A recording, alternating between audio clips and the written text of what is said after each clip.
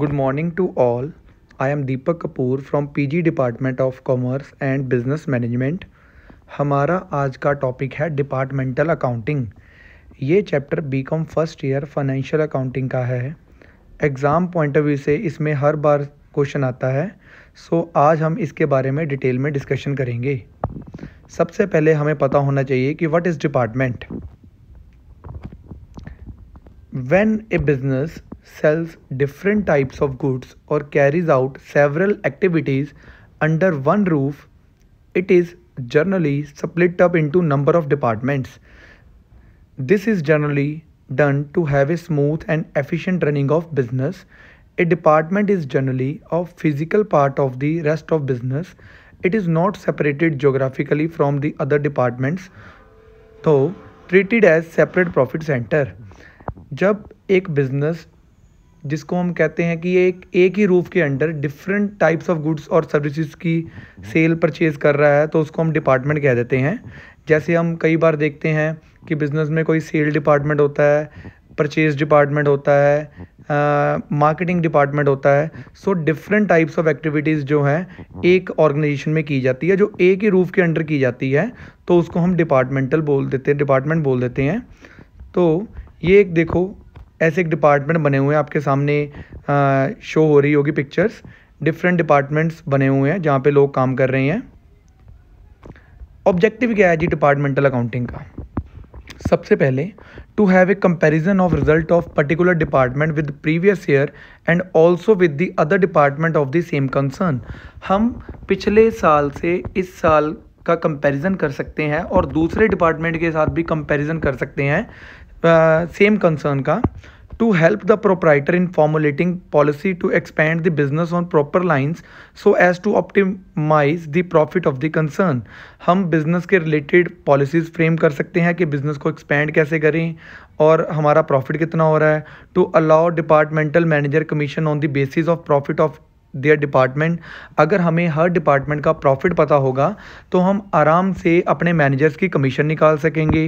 To generate information which may be helpful for planning, control, evaluating of performance of each department and for taking various managerial decision. और जो इससे information generate होगी उससे हम further planning कर सकते हैं, बिज़नेस को कंट्रोल कर सकते हैं, इवेल्युएट कर सकते हैं और डिपार्टमेंट के रिलेटेड काफ़ी मैनेजरियल एक्शंस हम ले सकते हैं जी। ये ऑब्जेक्टिव्स हैं डिपार्टमेंटल अकाउंटिंग के।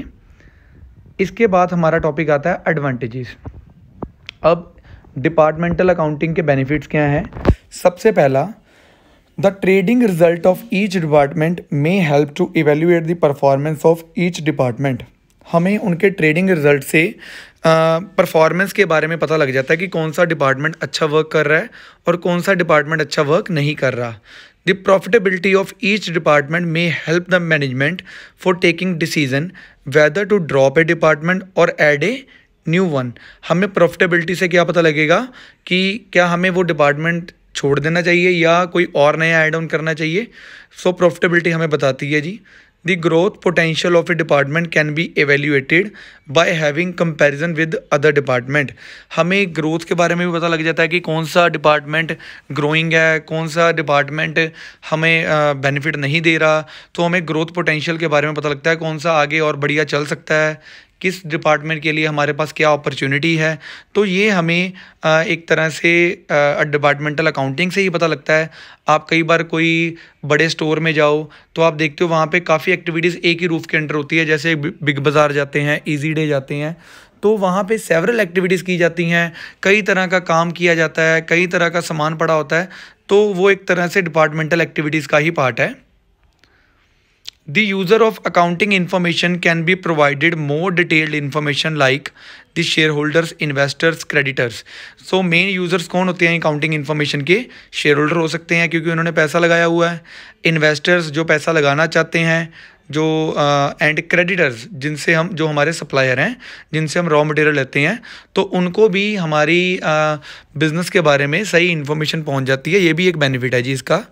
The overall profit of the organization can be increased by having friendly rivalries between different departments. So इससे हम overall profit को भी increase कर सकते हैं।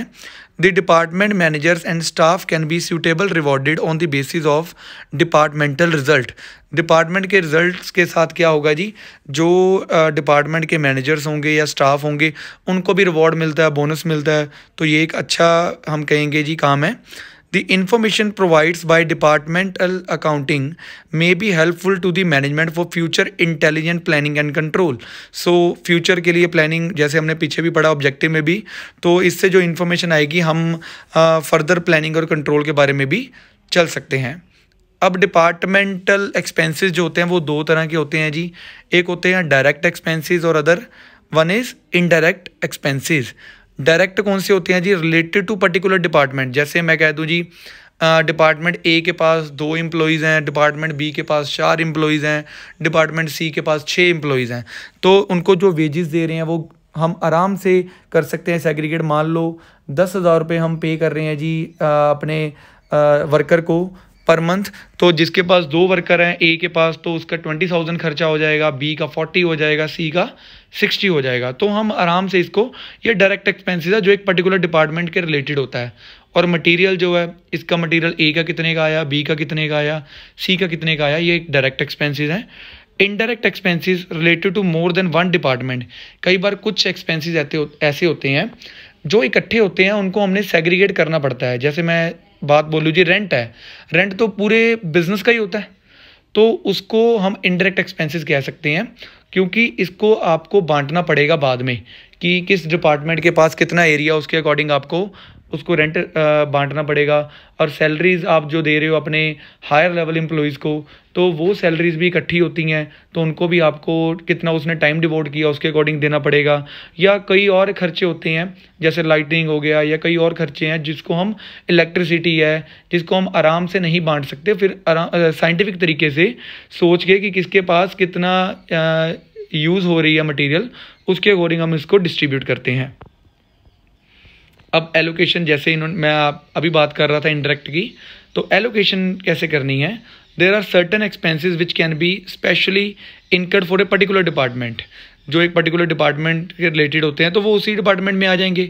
सो second point is there are certain expenses which can be precisely charge to specific department as the department are benefited by these expenses. अब देखो किस बेसिस पे हमने डिपार्टमेंट के एक्सपेंसेस को डिस्ट्रीब्यूट करना है, एलोकेट करना है डिफरेंट डिपार्टमेंट्स में. अब जैसे कुछ खर्चे ऐसे होते हैं जो सेल्स के रिलेटेड होते हैं, जैसे कि मैं बोलूँ travelling salesman expenses, commission, selling expense, after sale services, discount allowed, bad debts, freight outward, provision for discount on debtors, sales manager salary या अदर सेलिंग एक्सपेंसेस. वो खर्चे जो हम सेल्स के रिलेटेड करते हैं या सेल्स को इंक्रीज करने के लिए करते हैं, इनको जो हमने बांटना होता है, इसके सामने देखो लिखा हुआ है sales of each department. Second point है all expenses related to building. Building से रिलेटेड खर्चे जो हैं, जैसे कि रेंट रेट्स हो गया, टैक्सीज हो गया, इंश्योरेंस ऑफ बिल्डिंग हो गया, इसको हम एरिया के अकॉर्डिंग बांटते हैं. जिस डिपार्टमेंट के पास ज़्यादा एरिया होगा उसके मतलब एक्सपेंस सेंटर में ये वैल्यू ज़्यादा आ जाएगी. Third is lightning. इसको लाइट पॉइंट्स के अकॉर्डिंग बांटते हैं कि किस डिपार्टमेंट के पास कितने लाइट पॉइंट्स हैं, उसके अकॉर्डिंग हम रेशो बना लेंगे और इसको डिस्ट्रीब्यूट कर देंगे. Insurance on stock, average stock के बेसिस पे इसको बांटेंगे. Insurance on plant and machinery, इसको प्लांट एंड मशीनरी की वैल्यू के अकॉर्डिंग बांटेंगे. ग्रुप इंश्योरेंस जो है उसको डायरेक्ट एक्सपेंसेस है. पावर को HP हॉर्स वर्कड, डेप्रिसिएशन को हम वैल्यू ऑफ एसेट के अकॉर्डिंग बांटेंगे. कंटीन एक्सपेंसेस या लेबर से रिलेटेड को खर्चे हैं उसको कितने एम्प्लॉयज़ है किस डिपार्टमेंट में, नंबर ऑफ़ एम्प्लॉयज़ के अकॉर्डिंग बांटेंगे. वर्क मैनेजर सैलरी को टाइम कितना वो स्पेंड कर रहे हैं एक डिपार्टमेंट में, उसके अकॉर्डिंग रेशो बना के बांटेंगे. कैरेज इनवर्ड, इनवर्ड का मतलब होता है आना, उसको परचेज के अकॉर्डिंग बांटेंगे जी. ये एक डिस्ट्रीब्यूशन का बना हुआ है, क्योंकि मेन जो प्रैक्टिकल एग्जाम्पल है इसके बाद मैं आपको दिखाऊंगा, उसके लिए ये आपको पता होना ज़रूरी है. और पेपर में अगर इस चैप्टर में से प्रैक्टिकल आता है तो आपको ये डिस्ट्रीब्यूशन काफ़ी हेल्प करेगी कि कैसे हमने खर्चे को डिवाइड करना है. आप सबको ट्रेडिंग P&L अकाउंट बनाना आता है, बट उसमें दिक्कत क्या आएगी कि खर्चे जो गिवन होंगे वो इकट्ठे गिवन होंगे, उसको डिस्ट्रीब्यूट करना है. और जो डिस्ट्रीब्यूशन के लिए जो रेशियोज़ है वो आपकी स्क्रीन पे चल रही हैं जी. वही चीज़ इसमें बताई है कि कुछ खर्चे जो एलोकेट नहीं होते उसको हम सूटेबल बेसिस में, अब जैसे कुछ खर्चे ऐसे हैं जो डिस्ट्रीब्यूट होने के बाद भी कुछ ऐसे हैं जी जिसको हम डिस्ट्रीब्यूट भी नहीं कर सकते, जैसे जी debenture interest, share transfer, office expenses, general manager salary, इनको हम नहीं बांट सकते। इनके लिए हम क्या करते हैं, ओवरऑल प्रॉफिट अकाउंट बनाते हैं जिससे हम कंबाइंड जो है नेट प्रॉफिट निकाल लेते हैं। इसको मैं प्रैक्टिकल एग्जांपल के तौर पे आपको दिखाऊंगा सारा कैसे इसको सॉल्व करते हैं।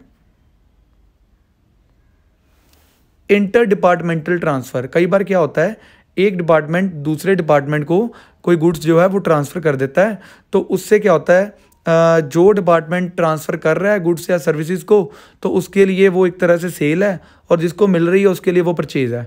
अब जैसे इन्होंने यहाँ पे लिखा हुआ है, सम टाइम गुड्स और एम्प्लॉयमेंट ऑफ स्टाफ और performance of services are transferred from one department to another department as each department is treated as separate profit center, so it is necessary to have separate records for each interdepartmental transfer। उसके लिए ये entry लिखी हुई है, receiving department account debit to supplying department account। ये एक practical example है जो आपकी स्क्रीन पे चल रही है, जिसमें दो डिपार्टमेंट का हमें डेटा गिवन है, department A and department B. Stock given है, परचेजेस गिवन है, वेजेस है, सैलरीज है, ट्रांसफ़र्स हैं, क्लोजिंग स्टॉक है और सेल्स हमने कितने की है वो गिवन है। और उसके बाद आप अगर देख सको तो नीचे एडजस्टमेंट गिवन है कि गुड्स जो है एक डिपार्टमेंट दूसरे डिपार्टमेंट को जो दे रहा है वो कॉस्ट प्लस 20% पे दे रहा है जी, और सेलिंग एंड डिस्ट्रीब्यूशन एक्सपेंसेस जो है वो 14,000 है, जिसको हमने 6:1 रेशो बताई हुई है जिसमें बांटना है जी, और 3,000 इंटरेस्ट ऑन डिबेंचर है। अब इस क्वेश्चन को हम प्रैक्टिकली कैसे सॉल्व करेंगे, सबसे पहले आप सबको जो बीकॉम फर्स्ट ईयर के स्टूडेंट हो आप, तो आपने देखा होगा कि ट्रेडिंग अकाउंट जो बनता है उसमें हम क्या करते हैं जी, सबसे पहले क्या आता है जी, आपकी स्क्रीन पे चल रहा है देखो। सबसे पहले हम ओपनिंग स्टॉक डालते हैं टू साइड पे। ओपनिंग स्टॉक देखो 30,000 एंड 5,000 गिवन है, हमने ए में 30 डाला, बी में 5। उसके बाद परचेजेस डाल दी, ये भी टू साइड खर्चा है जी। वेजेस डायरेक्ट एक्सपेंसेस है, ये भी टू साइड पे आ जाएगा। और बाय साइड पे क्या आएगा जी, सेल्स भी डाल लेंगे, क्लोजिंग स्टॉक भी डाल देंगे, देखो जी क्लोजिंग स्टॉक भी डाला हुआ है, और डिपार्टमेंट ट्रांसफ़र भी डालेंगे जी। Department transfer from department A ने ट्रांसफ़र किया तो ए की देखो जी बाय साइड पे सेल की तरह इसको शो किया होगा, ए के लिए वो सेल है और बी के लिए परचेज है, उसके टू साइड पे डाला होगा देखो जी जो ट्रांसफ़र है। ऐसा करने से आपका जो है ग्रॉस प्रॉफिट आ जाएगा, और ग्रॉस प्रॉफिट आपने देखो बाय साइड पे फिर शो करोगे। इसके बाद सैलरीज जो है ऊपर गिवन है वो पहले ही डिस्ट्रीब्यूटेड है, चाहे देख सकते हो आप। सैलरीज 3600 एंड 2400 देखो नीचे हमने डाली है, 3600 एंड 2400।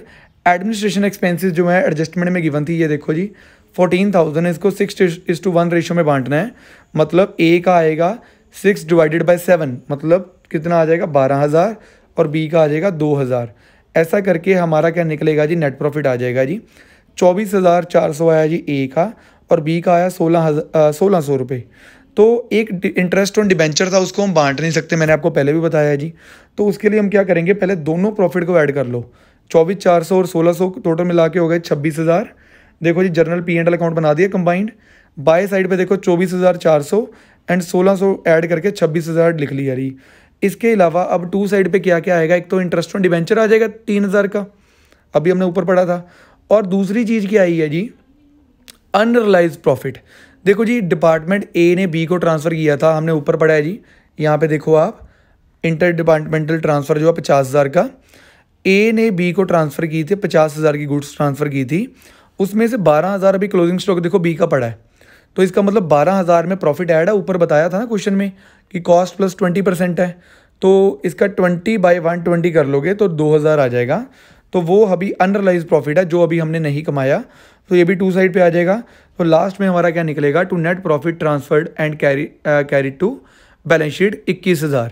ये 21,000 जो है बैलेंस शीट में जाएगा।